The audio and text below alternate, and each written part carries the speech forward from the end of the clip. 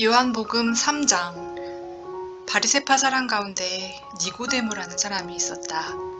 그는 유대인들 사이에서 유력한 지도자였다. 하루는 그가 밤늦게 예수를 찾아와서 말했다.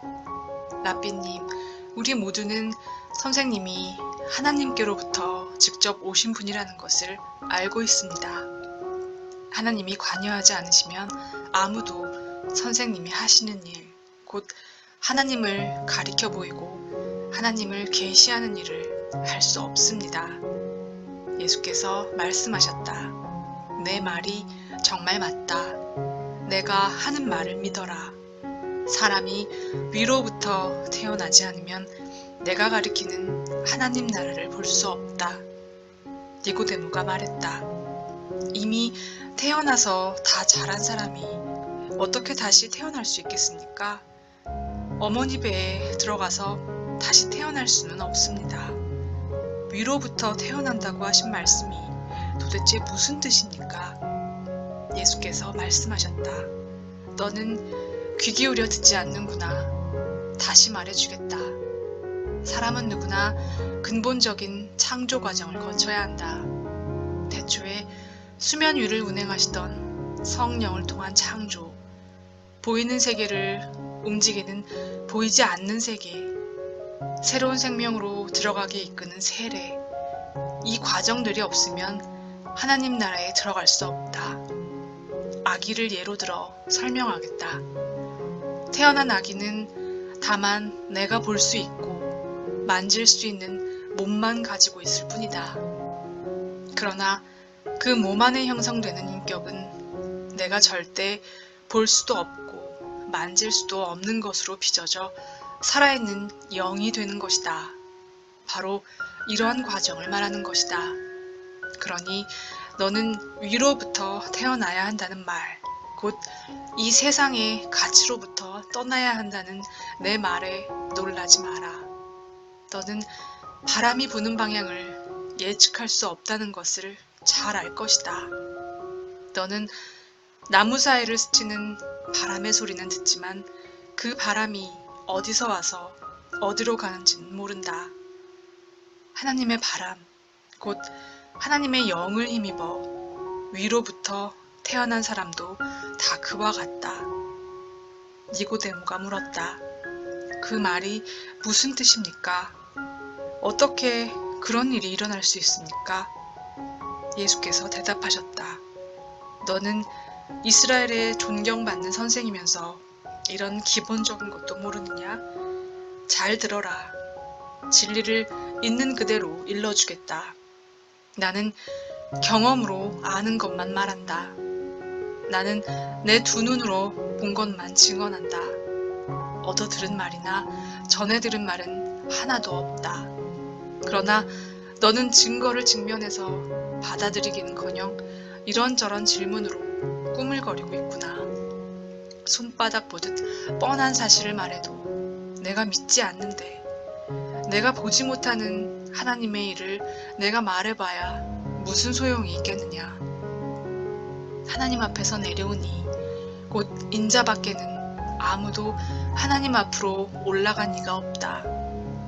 모세가 광야에서 뱀을 들어 백성에게 보고 믿게 한 것과 마찬가지로 인자도 들려야 한다. 그러면 그를 바라보는 사람, 그를 믿고 기다리는 사람마다 참된 생명, 영원한 생명을 얻게 될 것이다. 하나님께서 이 세상을 얼마나 사랑하셨는지, 그분은 하나뿐인 아들을 우리에게 주셨다. 그것은 아무도 멸망하지 않고 그를 믿는 사람은 누구나 온전하고 영원한 생명을 얻게 하시려는 것이다. 하나님께서 고통을 무릅쓰고 자기 아들을 보내신 것은 세상을 정죄하고 손가락질해서 세상이 얼마나 악한지 일러주시려는 것이 아니다.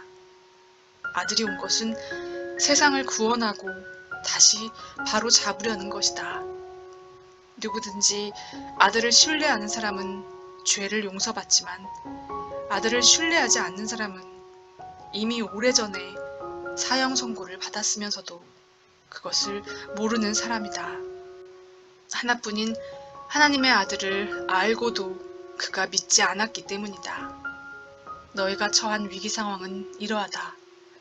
빛이신 하나님께서 세상 안으로 들어오셨지만 사람들은 어둠을 찾아 달아났다.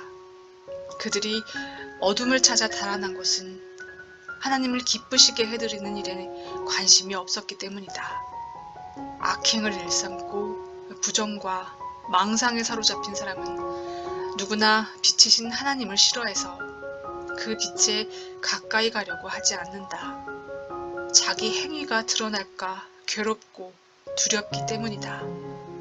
그러나 진리와 실체 안에서 일하고 살아가는 사람은 빛이신 하나님을 맞아들인다. 그것은 자기 행위가 하나님의 일을 위한 것이었음을 드러내려는 것이다. 이 대화를 마치고 예수께서 제자들과 함께 유대로 가셔서 그들과 함께 휴식을 취하셨다. 예수께서는 세례도 주셨다. 같은 때에 요한은 살렘 근처에 있는 에논에서 세례를 주고 있었는데 에논은 물이 풍부한 곳이었다. 이때는 아직 요한이 감옥에 갇히기 전이었다. 요한의 제자들이 세례의 본질을 두고 유대 지도자들과 논쟁을 벌였다. 제자들이 요한에게 가서 말했다. 랍비님, 요단강 건너편에서 선생님과 함께 있던 분을 아시지요? 선생님께서 증언하고 인정해 주신 분 말입니다. 그분이 이제는 우리와 경쟁하고 있습니다. 그분도 세례를 주고 있는데 사람들이 우리에게로 오지 않고 다 그분에게로 갑니다. 요한이 대답했다. 사람이 하늘의 도움 없이는 성공할 수 없다. 나는 메시아가 아니다. 나는 그분보다 앞서 보냄받아서 그분을 준비하는 사람에 불과하다. 내가 이것을 공개적으로 말할 때에 너희도 그 자리에 나와 함께 있었다. 신부를 얻는 이는 당연히 신랑이다.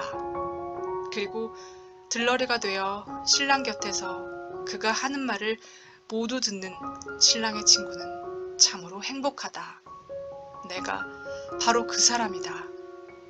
이제 결혼식이 끝나고 행복한 결혼 생활이 시작될 것을 잘 아는 신랑의 친구가 어떻게 질투할 수 있겠느냐. 그래서 내 잔이 넘쳐 흐른 것이다. 지금은 그분이 중앙 무대로 나오시고 나는 가장자리로 비켜나야 할 순간이다. 위로부터 오시는 그분이야말로 하나님께서 보내신 다른 어떤 심부름꾼보다 뛰어나신 분이다. 땅에서 난 자는 땅에 매여서 땅의 언어로 말하지만 하늘에서 나신 분은 우리와 차원이 다르다. 그분은 하늘에서 직접 보고 들은 것을 증거로 제시하신다. 하지만 아무도 그 같은 사실에 관심을 두지 않는다. 그러나 그 증거를 면밀히 살펴보는 사람은 하나님이 곧 진리라는 사실에 자기 목숨을 걸게 된다. 하나님께서 보내신 그분은 하나님의 말씀을 전한다. 하나님께서 성령을 조금씩 나누어 주신다고 생각하지 마라. 아버지는 아들을 한량없이 사랑하신다. 아버지는 아들에게 모든 것을 맡기셔서 아들로 하여금 그 선물을 아낌없이 나눠주게 하셨다. 그래서 아들을 받아들이고 신뢰하는 사람은 누구나 그 모든 것, 곧 온전하고 영원한 생명에 참여하게 된다. 어둠 속에 있어 아들을 신뢰하지 않고 외면하는 사람이 생명을 보지 못하는 것도 그 때문이다. 그가 하나님에 대해 경험하는 것이라고는 온통 어둠, 지독한 어둠뿐이다.